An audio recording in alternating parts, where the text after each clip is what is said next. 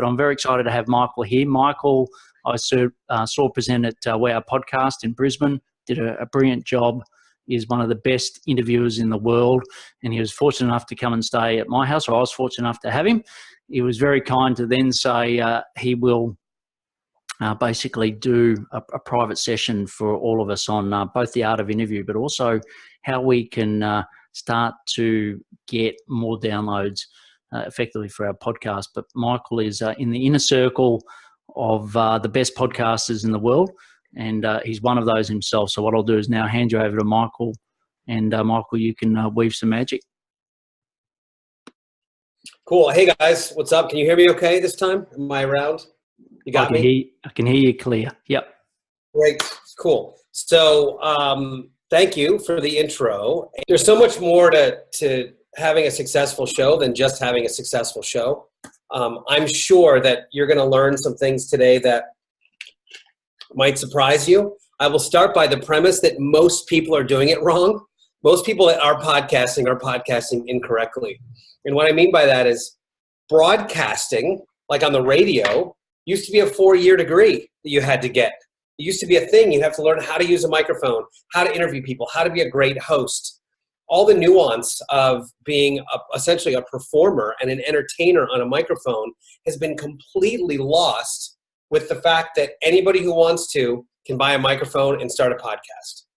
So it's that barrier of entry that's so low and so appealing that is also, in contrast, lowered the standards of the media, if you will. And don't be surprised when I excuse me, I came back with a bug, but don't be surprised that I refer to podcasting as media, because it's exactly what it is.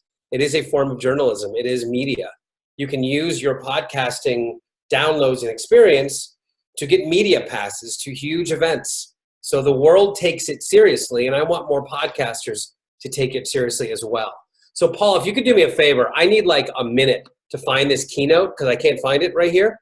So I've got to search on my computer for a second. So why don't you maybe break down a couple of the highlights that we talked about at We Are Podcast, and I will find this thing and get into presenter mode here.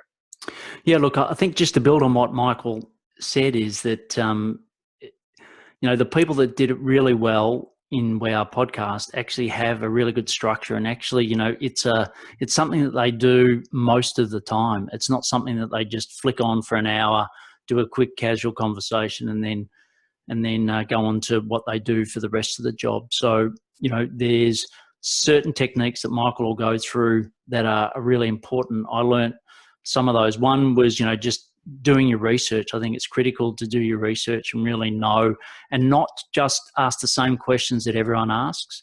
I think, so often you'll just hear someone come on a podcast and you'll see the surface, and someone will have a surface answer, and then someone doesn't actually drill down into the detail. And Michael showed you ways to actually really get something that is unique, that's something that's not anywhere else in the world, and someone's actually disclosing something on the podcast that is unique to that individual, but also unique to your show. And he had some brilliant techniques of doing that. And then there's also a lot around how you can do the post-production of a podcast to make it a lot better. And when I mean post-production, it's also getting set up, your studio, setting up the right mic. There's a whole lot of things that go into that. So for me, it's sort of, I realised that, yes, I was in the backyard, and if you really want to compete against guys like Michael or be, in the same league, you've really got to up your game. And I'm sure that Michael's going to go through some of those things in a moment. I will. Yeah.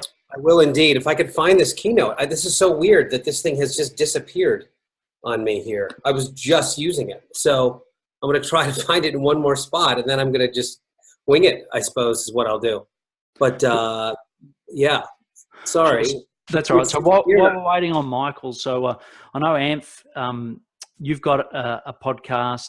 I know, Felicity, you've just got 5 episodes that you've just interviewed and you're about to go live. Shelter, I know you're talking about converting some of your interviews that you're doing into podcasts. Have you actually got a podcast yourself at the moment, Shelter?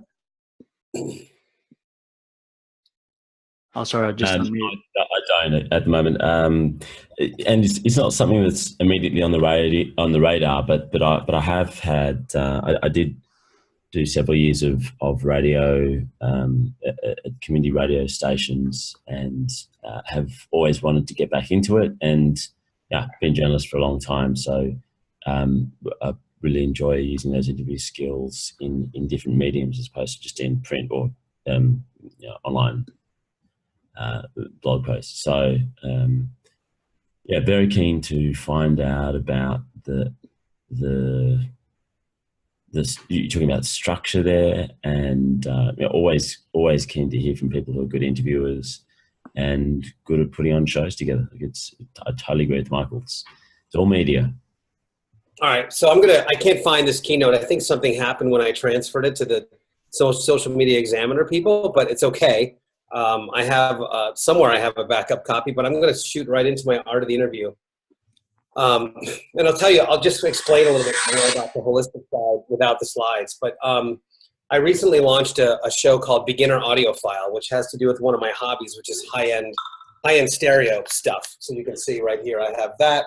I have all kinds of stereo gear over there doing its thing. And I launched a show that was literally truly just to get free gear. I literally wanted to just reach out, review stuff, and get stuff delivered to my house. That's the only reason I started the show. And then fast forward a few months, and the show's getting 3,000 to 4,000 downloads an episode. And for that particular niche, when we talk about high-end audio, 4,000 people that are essentially holding a credit card and are going, what do I buy? It puts me in a really advantageous position in terms of advertising revenue, because I know that to do an audio show, to do what these manufacturers do every weekend, they got to get 3 people. They have to, book the rooms in the hotel. They've got to get all their gear shipped out. It's like a $10,000 or $15,000 weekend. So they're spending a ton of money to get maybe 500 people through the door for one weekend, where I can say, hey, I can give you 8,000 people. So what if you just paid me $2,000 a month for that? So I could easily take that, all of a sudden you got 4 advertisers, that's, $8,000 a month. That's pretty good money for doing something, for, in my case, twice a month. So it's, so that's the first thing is like, and that it worked because of 2 things. One, I knew there was an audience for it. And I knew that because I was the audience. I went to one of these audio shows. I was driving home. It didn't exist. There was a podcast that I wanted to hear that didn't exist. And since I knew about podcasting and I knew a bit about this industry, I said, I'm going to make that podcast. So the second part was I knew where the audience was. I knew that Instagram, if you guys go right now to Instagram.com/beginner audiophile, I launched the Beginner Audiophile Instagram months and months and months before I launched the Beginner Audiophile podcast. And I did that because I wanted to build buzz, and I knew where the audience was. I knew they were on message boards, and I knew they were on Instagram. So it's very important that you, A, pick an audience that you think will be engaged, unless you don't care. Like if it's a pure hobby podcast, it doesn't matter. You do whatever you want to do. It doesn't matter how long it is. It doesn't matter if you have guests on the show. It doesn't matter if you interview people or not. None of those things matter in podcasting. So I don't want you to think that there's a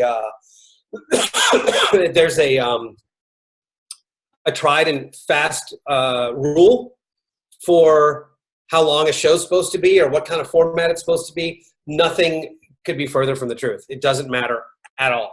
What matters is that your content is entertaining and that people get something out of it. Sometimes entertainment can be what they get out of it. It doesn't have to be value.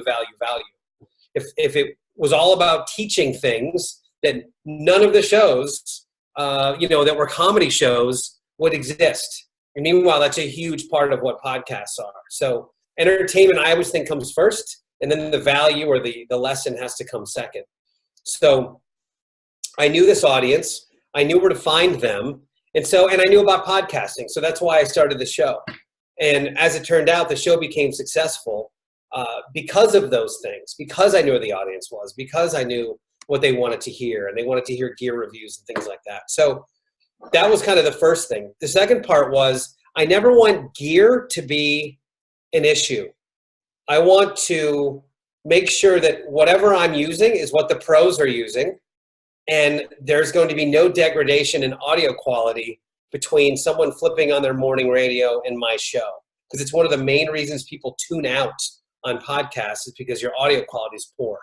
So you have to know what you're doing. You have to be a good host, and we're going to get into what that means in a second. And then also, you've got to have good audio quality. There's no excuse in 2018. You can buy an Audio-Technica ATR 2100 microphone for $69 that gives you fantastic audio quality, and plug that right into your computer and you're done. I have a lot more. I have mixers and microphones and things like that, and they can make a huge difference too. In fact, I was just talking to an Aussie yesterday, Jesse Green, who was also at We Are Podcast, and I helped him pick out some gear. I have a whole gear thing here. I'll post the link. Kit.com, kit.com/solo hour. And if you guys look at my podcasting portable and studio kit, everything's there. So he bought everything, and we did a little call. I helped him set all the cables and stuff up, and he had never used a mixer before. So I said, all right, I was on like a headset microphone like this. This is something effectively that I was on. And I said, all right, now that we're on, it's working. Why don't you adjust? I know I'm tinny because I'm on a headset microphone. I'm going to have terrible sound, but you've got a mixer, so you can fix that. I want you to turn the top knob down. That's the treble. Turn the mid-range up a little bit. Turn the bass up a little bit more and bring a little volume into my voice. And he said, oh my God, that transformed your sound. And I said, yes. It transformed your sound. People ask, why should I have a mixer? Well, it's because most people don't have microphones. And you can fix their really crappy sound if you have a mixer on your end. So it's one of the main reasons you can do that, or the reasons to do that. So have decent gear. And then the next piece, and this is the piece that I think Paul wants me to talk about, is you got to be good at this. This is a real skill, which is, it is really truly the art of the interview. So what I'm going to do here is I'm going to share my screen, and I will bring us into Keynote right here. Let me know when you guys can see this. I would appreciate it. And I'll play this. Yeah, can see it. You got it? Michael, just while you're doing that, just quick question on recording both sides. So at the moment, I just record one side. What's your view? Should you record both sides and then get it blended, or is it okay just to record the one side? What do you mean you just record one side? What does that mean? So at the moment, I record over the internet, so I don't get the person to record their end onto their hard drive. So, for example, I use Zoom, so I record the Zoom session, so it's recording their side over the internet. It's not recording it local to their side, which is, some people tell me that's a much better quality. It depends on your gear. If you have, let me do this actually. If you have a mixer, then you can fix their audio before it even comes into your recording, and which is what I do. I don't record separate tracks. I record everybody. They're essentially on one track because I can adjust how they sound with my mixer. You know what I mean? Yeah, got it. So I don't need to do that. But yeah, if you can record each side, that's even better. Okay, thanks. So can you guys see these slides okay? Yep, got them. Okay, good. Sweet. And let me see if I can, yeah, this is good. Okay, what is broadcasting? Broadcasting is a term I came up with, which is I want people to take this seriously. So podcasting is podcasting and broadcasting mushed together. So that you guys realize that you are now professional broadcasters, and that's a thing. So how do you get great guests on your show? The world's best thing you can do, and I just saw it exhibited over and over and over again last week, is go to events. If you go to events, you're going to be sitting right next to John Lee Dumas and Pat Flynn and Amy Porterfield and Chris Ducker and Ronsley Vaz was there, and you guys name it. Darren Rouse, James Schramko. These are people are all at this event last week. So if you want to have these great people on your show, that's how you do it. You reach out to them and you say, hey, I would love to have you on my show. Well, what's that going to take? They're standing right there. It's very unlikely they're going to be like, no, I would never do that. Most are very agreeable to those kinds of things. Third-party introductions. So like if maybe Paul has some amazing guest on his show, you can say, hey, Paul, would you mind introducing me to, Pat Flynn? I would love to introduce him for my show, or how do I get in touch with him?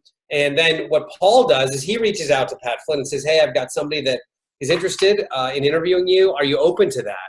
And they can either say yes or no. Sometimes they say no. That's okay.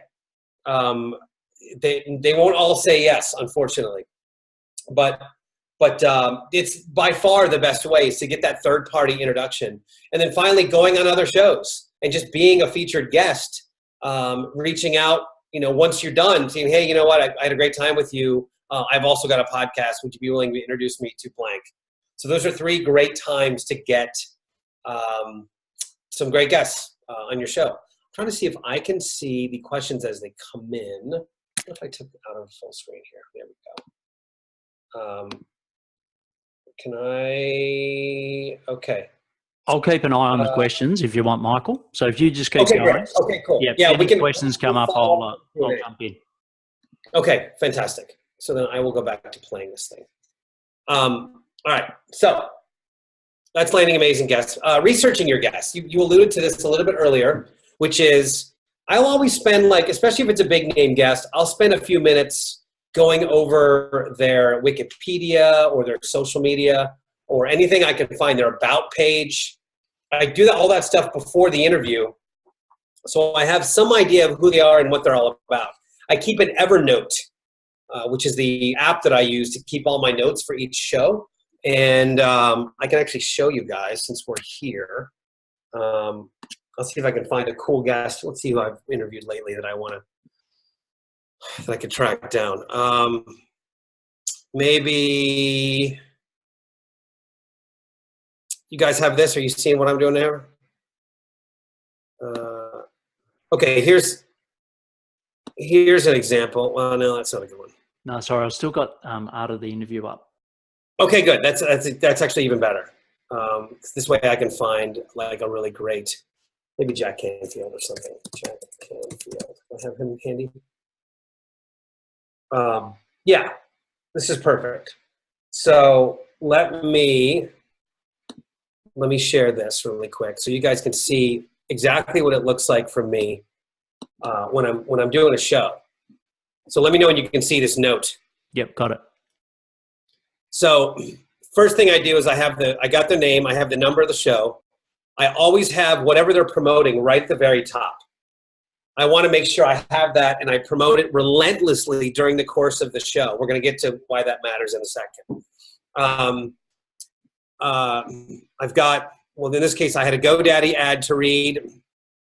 I wrote down a couple of questions that I wanted to use, but not a ton. I wrote a couple of bullet points. This guy was a teacher. He loves to research. He started the Transformational Leadership Council. Big passion is training trainers. His son was on heroin.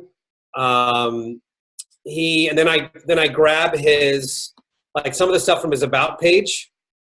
So these are all the, some of the bullet points of who he is. A bunch of the books. The guy sold 100 million books. He's been on over, So these are all things that help me during the course of the interview.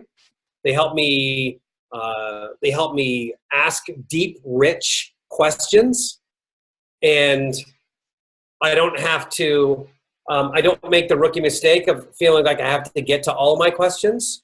I just ask wherever the conversation flows.